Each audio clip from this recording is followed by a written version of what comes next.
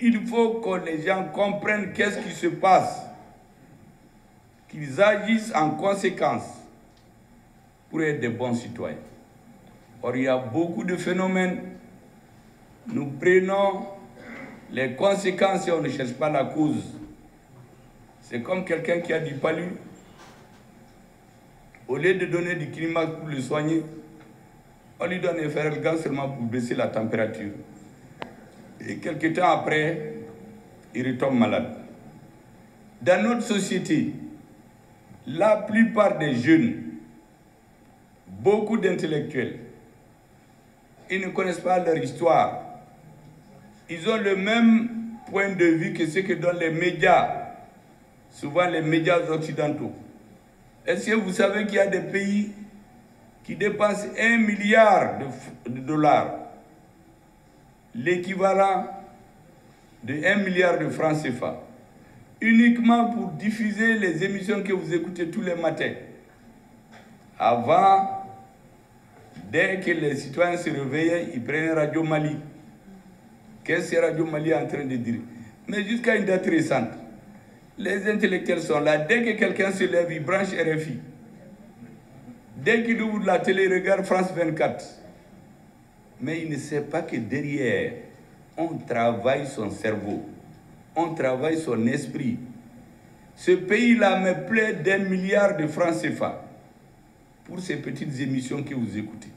Vous grandissez et pour vous, la vérité, c'est ce qu'ils disent. Ils viennent négocier avec les gouvernements pour amener des antennes juste dans les villages. La vieille se lève, RFI et Réafo. Anya et France 24 là. Donc, les paroles de ces radios deviennent paroles d'évangile. BBC fait la même chose. La Voix de l'Amérique, la même chose. Est-ce que vous savez que dans la bataille idéologique que les pays se font, il y a toute une radio orientée sur un pays qui bombarde d'images, de sons, pour travailler les esprits des gens depuis leur enfance. Et quand ils grandissent, vous entendez beaucoup de gens au Mali dire « Ah, sans la France, on compte ces fins-là. Nous ne pouvons rien sans la France. » Parce que c'est ce qu'on leur a enseigné. C'est à ceux qui croient. Je vais vous dire, le 15 septembre 1884, c'était une conférence à Berlin qu'on appelle la conférence de Berlin pour diviser l'Afrique. Et c'est terminé en février 1985. Vous savez les résolutions principales de cette réunion concernant l'Afrique, c'est de dire nous allons apporter la mission civilisatrice. La France dit mission civilisatrice de la France. L'Angleterre dit nous allons exporter les 3 C, le christianisme, le commerce et la civilisation. 1. 2. Il y a 2 grands fleuves en Afrique, le Congo et le Niger. Nous y allons pour réglementer la circulation sur ces 2 grands fleuves. Voici ce qu'il y a dans les conclusions de la conférence de Berlin qui a dépassé l'Afrique. Nulle part, on a parlé de colonisation. Mais quand ils sont venus, on a tué des gens, on a opposé des frères. Quand un frère est chef de village, on appelle l'autre, on lui chuchote à l'oreille. C'est toi qui es le plus beau, c'est toi qui dois diriger le village. On te donne un fusil, fais tout pour le tuer. Quand il tue son frère, il vient rendre compte. Au moment du retour, on le tue. Donc la tribu reste sans chef. C'est comme ça qu'on a colonisé. Ils étudient les mentalités des tribus qui sont plus aptes à être prêts à la trahison. Des groupes ethniques très proches de la trahison. On travaille pour les avancer. Ceux qui aiment se battre, les plus braves, on les élimine. Vous savez, après la Deuxième Guerre mondiale, quand les Noirs ont aidé à éliminer le nazisme avec d'autres forces, parce qu'avant, on a dit que le Noir n'est pas courageux. C'est le Blanc qui est courageux. Mais qu'est-ce qu'on a fait de ces guerriers africains? On leur a promis là-bas, après la liberté, on va vous aider à avoir l'indépendance. Mais tous ceux qui ont crié à ça, on les a éliminés. Et l'illustration la plus farfette, c'était au Sénégal, à Tcharoy. Les soldats ont demandé leurs droits simples, comme les Français. On les a tous tués. Le résultat, c'est quoi? On a dépecé l'Afrique. On a pris le Congo, on l'a donné comme propriété privée à Léopold, le roi Léopold. Qu'est-ce qu'ils ont fait là-bas? On a tué les gens, on les a brûlés, on les a fait travailler. Mais on ne l'a jamais appelé dictateur chez eux. Mais les présidents qui sont venus là-bas, ceux qui ont rendu service à ce pays-là, on les a appelés après dictateurs quand ils n'avaient plus besoin d'eux. Le dictateur Mobutu Sese Seko, Mobutu c'est qui l'a amené. Tant qu'il servait leurs intérêts, il était bien. Quand on n'avait pas besoin de lui, on a commencé à l'appeler dictateur et tous les Africains sont rentrés là-dedans. C'est comme ça qu'on travaille l'esprit des Africains. Ils ont colonisé l'Afrique. Avant de partir, quand il y a eu la Deuxième Guerre mondiale et qu'ils étaient obligés de décoloniser l'Afrique, sous la poussée nationaliste des Africains et l'appui des États-Unis et de l'URSS, qui voulaient que la France et les autres perdent les empires. Qu'est-ce qu'ils ont fait? Ils ont fait beaucoup de stratagèmes. Je vous parle juste du cas français. Parce que moi, je connais tous les autres cas, comment ils ont fait. Quand on a dit de recoloniser et partir, tout le monde est parti. La France a décolonisé, est partie pour mieux rester. En faisant quoi? C'est le Premier ministre français, Pierre Messmer, qui a piloté la décolonisation, qui était un gouverneur colonial, qui connaît la mentalité des Africains. Parce que beaucoup ne savent pas que quand tous les dirigeants français ont fui, quand la France était occupée, la capitale de la France libre, c'était en Afrique, c'était à Brazzaville, ce n'est pas à Paris. En 1944, la capitale de la France libre, c'est Brazzaville. Ce n'est pas Paris. Tous les dirigeants ont fui où ils se sont donnés aux Allemands. Maintenant, quand il fallait aller à l'indépendance, ils ont négocié. Comment partir pour rester? Quand ils ont vu que les peuples n'étaient pas d'accord, ils ont commencé à manœuvrer avec les dirigeants. Et je vous dis ce que Pierre Messmer dit dans ses mémoires. Il dit qu'en 1960, ils ont donné l'indépendance à ceux qui la demandaient moins après avoir éliminé politiquement et militairement tous ceux qui demandaient l'indépendance avec intransigeance. Ça, c'est écrit noir sur blanc dans ses mémoires. Ça veut dire quoi? Tous ceux qui voulaient que la France parte, on a organisé des élections, on les a fait perdre. Les pays où ils n'ont pas pu perdre, ils ont organisé la guerre civile. Ils ont brûlé des villages entiers, tué des milliers de personnes, comme au Cameroun, en Algérie. Mais... Allez, tout le monde, photo famille, on sourit.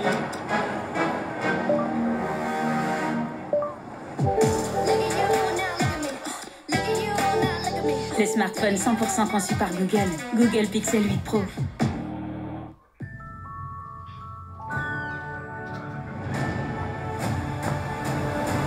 Mais là où les gens ont accepté, ils ont donné l'indépendance pour mieux rester. Ils ont signé le pacte colonial, les forces militaires dans votre pays, le CFA. Vous savez, les piliers de la France-Afrique.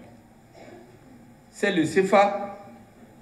C'est une partie de l'intelligence. Vous allez prendre dans un pays, sur les 80, sur 100 leaders politiques, vous avez 99, quelques, comme il ne peut pas y avoir un demi-leader. Sinon, vous avez peut-être un. Tous les autres, souvent 100%, ils sont d'accord avec eux.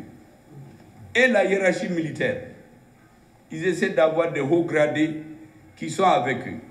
Quand ils ne sont pas d'accord avec un régime, le mécontentement est créé, on renverse le régime souvent. Souvent dans l'intérêt des populations, mais les gens ne comprennent pas. On a fait 30 ans, il y avait des chefs d'État, qui les arrangeait. Quand les chefs d'État ont commencé à dire non à la fin des années 80, Houphouët-Boigny leur a dit, je ne parle pas de sa politique, mais il leur a dit, l'Afrique c'est l'avenir de l'humanité. Aujourd'hui, on fixe le prix des matières premières chez vous. Dans 30 ans, dans 40 ans, on va les fixer en Afrique. On ne parlera plus des matières premières, mais le prix de l'acier en Afrique. Et c'est pourquoi j'ai dit aux gens l'autre jour, les Africains doivent faire que le prix du cacao soit fixé à Abidjan ou au Ghana. Le prix de l'or au Mali, au Ghana, en Afrique du Sud. Mais c'est chez eux. Est-ce que vous comprenez? Quand vous faites à dire ça, à la place de la mission civilisatrice, on a amené la démocratie. En deux ans, tous les régimes ont été renversés. Parce que ces gens qui ont compris, il faut les enlever et amener d'autres. En s'appuyant sur des revendications légitimes de la population. Qu'est-ce qu'on a fait? La Banque mondiale et le FMI, ces organisations, ils ont cassé par 3 les prix des matières premières. Un gouvernement, par exemple, qui a 1000 francs, se retrouve avec 30 francs. La population est la même. Donc les bourses baissent, les salaires baissent, et les radios dont je vous ai parlé passent le temps à dire aux citoyens, tant que ce président-là ne part pas, on ne peut pas augmenter vos bourses ni vos salaires. Et on a fait passer la démocratie pour la solution à tous les problèmes. Et dans tous les pays, les gens se sont soulevés. Tous les pays. Là où ça ne va pas, on a tué les dirigeants. Ils infiltrent la jeunesse, l'intelligentsia, l'armée, et ils créent des problèmes économiques. Tous les pays se sont retrouvés avec 2-3 moins de ressources. La même population. Les gens se sont engagés, on a renversé les régimes. Constatez seulement, tous les pays sans exception, je le dis haut et fort, où on a changé le président à la suite du sommet de la Baule, le pays n'a connu que la guerre civile et les coups d'État. Il n'y a pas un seul où on a changé le président après la Baule et qui sont dans la paix. Aucun. Vous pouvez les compter. Les seuls pays où tout n'a pas été détruit, c'est là où, pour une raison ou une autre, ils ont trouvé peut-être des compromis. En tout cas, le président n'est pas parti. On a dit aux gens que la démocratie, c'est la panacée à tout. 90, 2000, on a fait 30 ans. On constate quoi? Destruction des États, destruction de l'école, destruction de l'armée, problèmes ethniques, rébellion, guerre civile, terrorisme. Au bout de 30 ans. Au bout de 30 ans, ils disent, c'est pas la démocratie. Les mêmes radios commencent à dire, vous les entendez maintenant dire, 40 ans de la famille Bongo au Congo. Mais Bongo, qui l'avait comme ami? Quand ils n'avaient plus besoin de nuit, ils n'ont même pas accepté qu'il aille se soigner chez eux. Un pays à côté de nous ici, ils l'ont utilisé, ils n'ont pas besoin du chef, ils ne peuvent même pas aller se soigner chez eux. Quand ils n'ont pas besoin de vous, vous avez fini leur travail. La guerre du Biafra, quand ils voulaient diviser le Nigeria, c'est des Africains qui ont servi de pont aérien pour diviser le Nigeria. Où sont partis ces chefs d'État? Quand ils ont besoin de vous, ils vous utilisent. Quand ils n'ont pas besoin de vous, on organise dans la société même les conditions de votre départ. C'est comme ça. C'est pourquoi je dis aux dirigeants africains, ne vous mettez jamais au service des puissances étrangères. Cherchez votre popularité auprès de votre peuple. Donc, au bout des 30 ans, coup d'État, guerre civile, rébellion, faillite de l'école, faillite de l'armée. Quand on détruit l'armée d'un pays, c'est une technique pour le soumettre. Parce que quand on sait que c'est fini, on soulève une rébellion et le pays est occupé, sinon le président fuit. Qu'est-ce qu'on fait en ce moment? Il y a le désordre.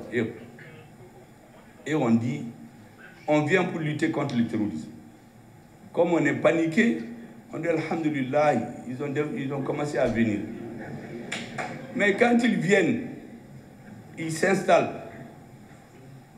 François Hollande, pour nous tourner, il donne des belles phrases, c'est les plus beaux jours de ma vie politique.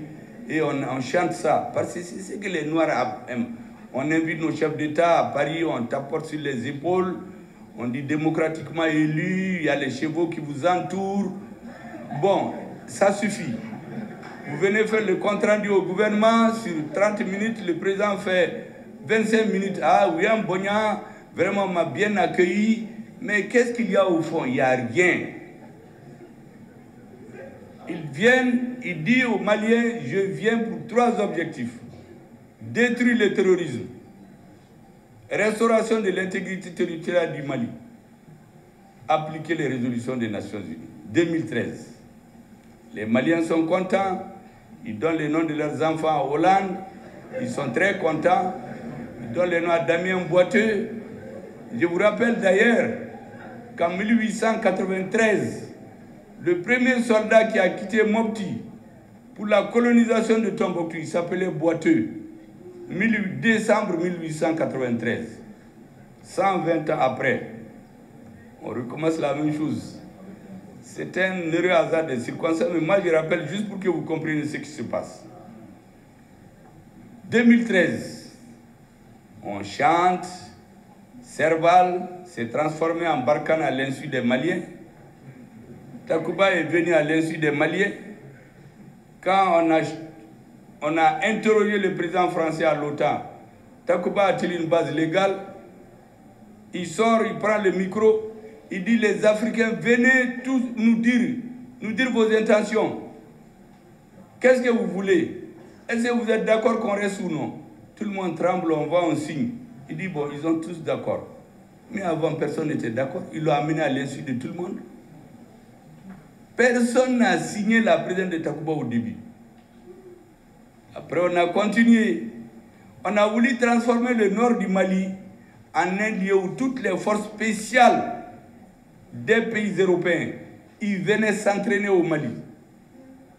Ils ne voulaient plus partir. À un moment, le gouvernement de transition dit « Il faut que vous m'expliquiez pourquoi vous venez, qu'est-ce que vous venez faire ?» On a les dossiers.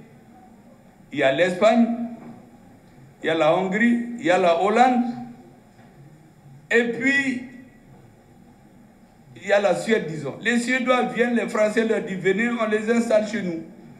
On dit mais quelqu'un qui veut aller à Paris là, quand votre parent vous invite, il vous faut le visa après l'invitation.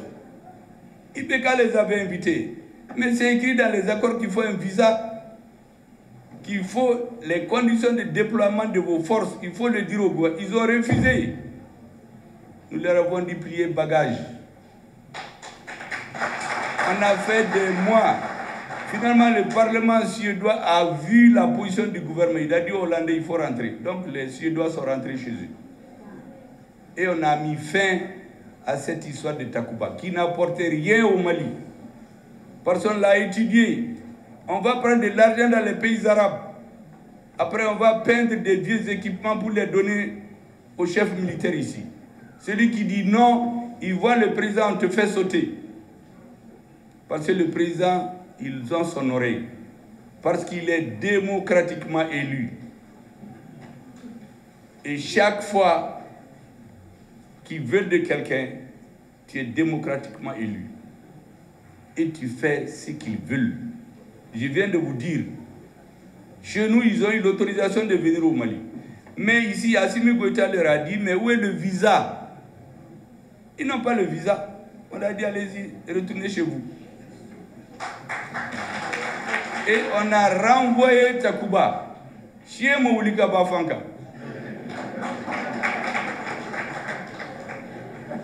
Je vous ai parlé tout de suite de ce que les gens font.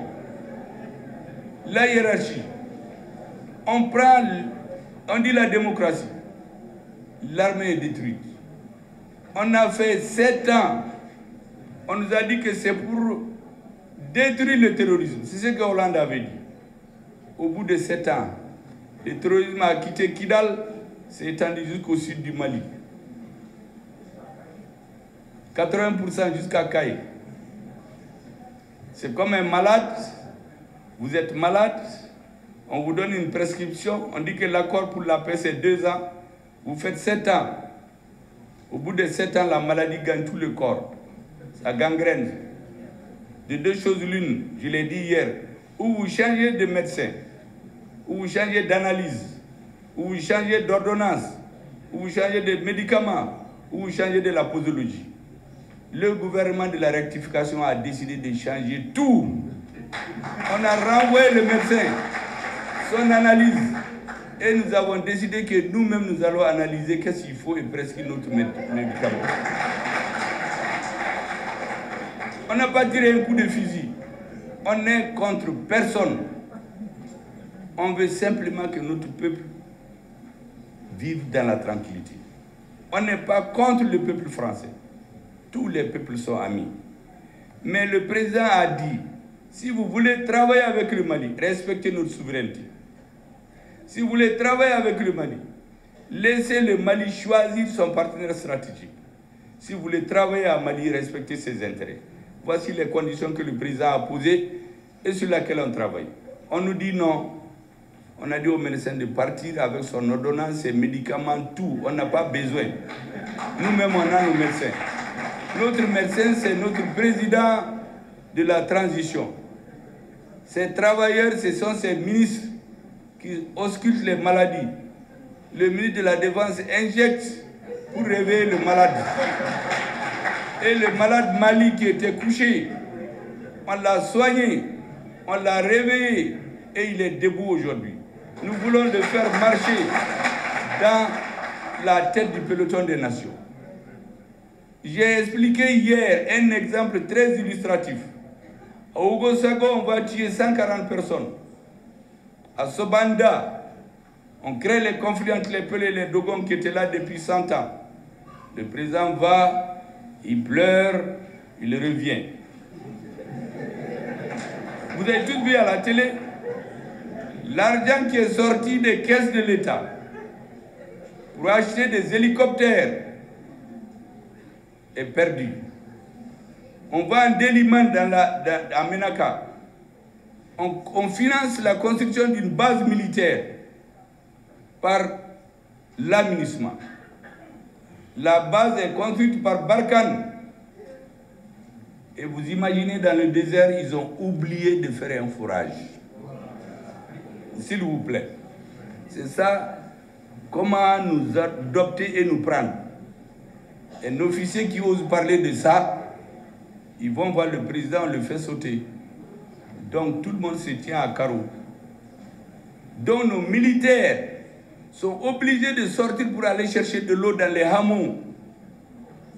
Les terroristes les scrutent, un jour ils viennent les surprendre, ils les tuent tous. Ils prennent la voiture, ils mettent des bonbons d'explosifs, ils vont rentrer dans le camp. Ils font sauter, on tue la moitié des militaires. Ceux qui ne sont pas morts se battent. Pendant 7 heures de temps, ils demandent un appui à l'armée. Plusieurs centaines de kilomètres dans le désert. Les avions appartiennent à l'aménagement. Aux forces internationales, ils nous disent qu'ils ne sont pas venus pour se battre. Ils sont venus pour s'interposer. Mais il n'y a pas de paix. Vous interposez où? On a fini de tuer tous les Maliens. Après, on les a mis dans les fosses communes et on nous montre quelques drapeaux de soldats morts. Les Maliens pleurent jusqu'au prochain drame. Voici le sort qu'ils ont réservé au Mali. Quand le gouvernement de transition est venu, on a dit, le président et le ministre de la Défense ont décidé avec la hiérarchie militaire et le gouvernement que aussi longtemps que notre pays n'a pas la suprématie dans les airs, dans le désert, on ne peut pas gagner la bataille. Et on a investi En un an, le gouvernement de transition a acheté plus d'armes que les 30 dernières années réunies. Au prix du sacrifice des Maliens. Nous avons acheté nos hélicoptères, nos avions de chasse, nos véhicules militaires. On a acheté des drones. Aujourd'hui, tu attaques une base, on va chez toi en Bikunchi.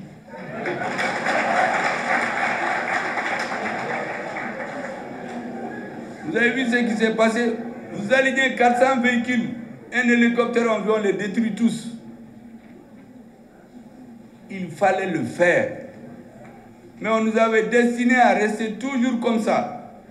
Pour que les présidents passent, on prend un autre démocratiquement élu, auprès de 20-30 ans, toute la génération la parte. Ceux qui viennent, ils font du bruit, ils aiment l'argent, voyager dans les hôtels, ils n'ont aucun idéal. Vous allez constater. En ce moment, ils vont se confier à eux. Venez nous aider. Ils viennent, ils reprennent l'Afrique sous une autre formule.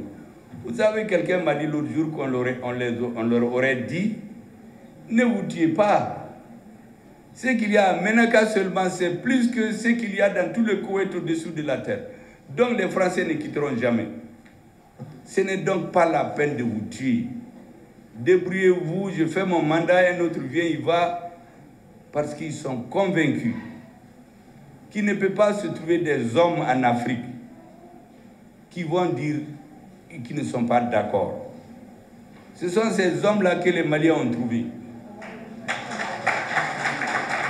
C'est pour cela qu'aujourd'hui, nous avons dit à la MINUSMA de partir, parce que sa présence ici n'empêche pas des Maliens de mourir en grand nombre. On leur a dit, Aïkata, sans de lait. On a fait Praou là-bas, là. Il y a eu des morts ici. Après, on a négocié 6 mois. Maintenant, il y a des gens qui ont dit qu'on va regretter qu'on ne pourra pas le faire. C'est ce qu'on est en train de faire aujourd'hui. Donc, pour que vous compreniez bien ce qui se passe, on a fermé les radios parce qu'on inventait des morts pour dire que c'est le Mali qui les faisait. Donc, on prend les dirigeants politiques, sur 100, on prend 98 et quelques. Il reste les murmurous là, peut-être qu'il ne peut même pas être quelqu'un. Lui, de toute façon, le président sortira des 98 et quelques là. Donc, il va faire leur jeu. Les officiers, ils trouvent quelques-uns qui sont en contact avec cette classe-là. Ils font leur jeu. Ils ont le CFA. Le pays ne peut aller nulle part.